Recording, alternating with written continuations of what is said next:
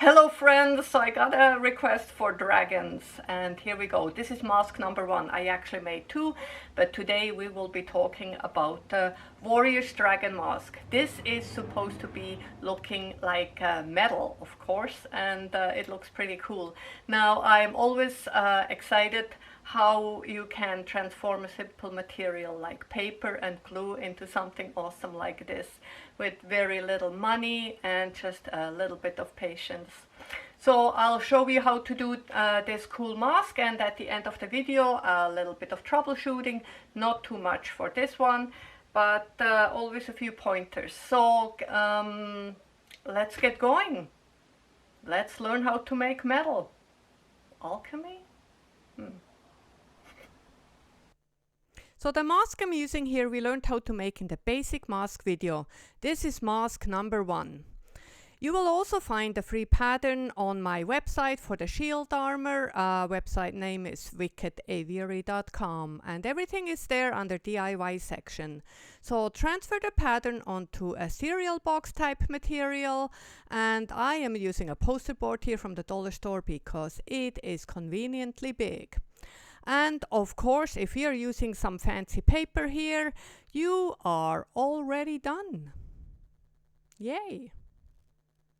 But we're going to continue here with the beautifying the mask. This is really not necessary because it's mostly hidden, but I'm using a really neat technique here. You just add, I have irregular glue here, cover your surface with it, and I'm dropping some single layer tissue paper on it. Now the only difficult part here is the controlling of the dabbing. It is you can use a water bottle here with some water in it. See, that sprays it. It makes it a little bit wet, so I prefer to just use a clean brush dabbed in water and control it like this. And that gives a really neat leather-like effect. Now I want to strengthen the mask, and to do that I'm just gluing it onto a piece of paper from a sketchbook. I would have preferred something a little bit heavier, but that's all I could find. Now to give it a little bit more of an exciting texture, I am using paper clay here. Just put it on all over the mask, and I have a link below. I also made a video how to make a fast version of paper clay if you're interested. It's really easy, and mess-free version too. Now addressing my mortal enemy here, warping or bending in ways I do not intend. Equal moistures, my friend. Equal moisture on both sides is the magic counterspell for that.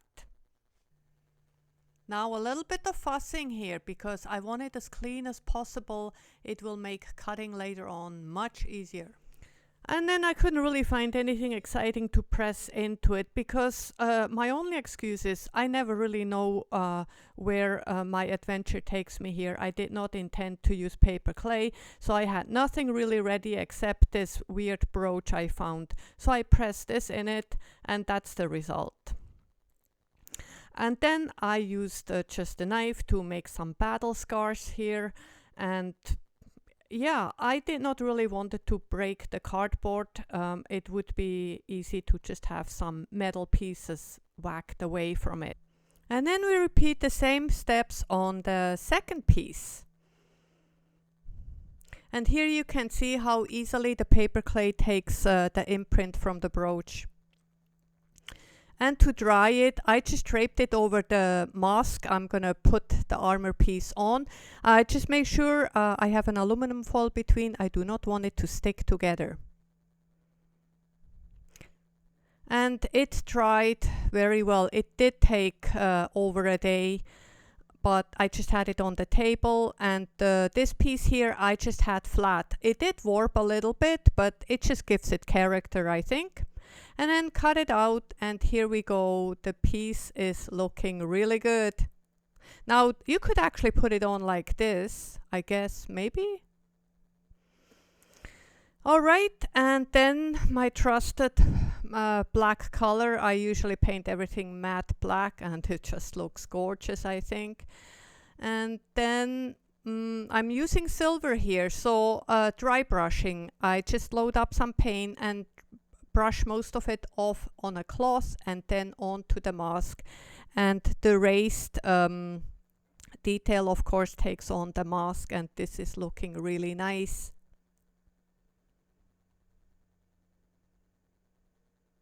I'm using different colors here. I try with red and I put different tones in it, but the silver and the gold really look the best. And here I am starting to put the mask together. As you can see, at this point it is still silver, and I'm just using the glue gun to put the large armor piece on it, which works very well.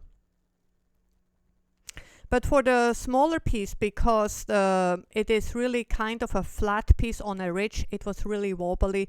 So I used some paper pulp and glue to attach it, and that hugged the mask together really nicely. Actually, I'm using that type of glue in the next video, so I'll talk about that then. But it worked really well. And then more painting, again just adding different shades, and here is the end result. I'm quite pleased with it. Okay, here we go. Troubleshooting. I'm having real trouble with the camera right now, but we are troubleshooting the mask. Now, okay, painting is done. I added a little bit more gold, and again, is painting ever done? No, I don't think so. I add and take off all the time. So don't be scared. I used to be scared all the time. Now I just paint over when I don't like it. Dry brushing is the key here, and different colors. And there we go, not too bad. Now the trouble I had was with the mask itself. Now I love that base mask. It's just great because it fits, right? So it fits your face. Great. It fits, so you can put on whatever you want. You don't have to worry about the fit. Whatever you put on, be as creative as possible. You don't have to worry, oh, how am I going to put it on? You know the mask will fit. Now the problem I have here is I did not place the eyes right. My nose is a little bit squishy. It should be about here. I made the placement of the eyes a little bit too high. That's the only thing. It squishes my nose a little bit because it is a flat mask, right? So the other one, the second one with the nose in it, is more comfortable. But I thought this one works great because I'm just adding that flat piece here. And it does work great. I just misjudged the eyes a little bit. But that's my own fault. So just pay attention when you do that. Otherwise, good luck. This is a really easy project, and again, I am excited to make more metal work here. This is just the beginning. This is fairly simple. Let's improve every time we make a project, and that's what makes me happy. So I am so grateful for all of you out there who gives me suggestions. I made the second dragon mask. The video is almost done, so that should be coming out shortly. And then I think I will be making a steampunk mask, which I am very excited about. So friends, thank you so much, and I'll see you very soon.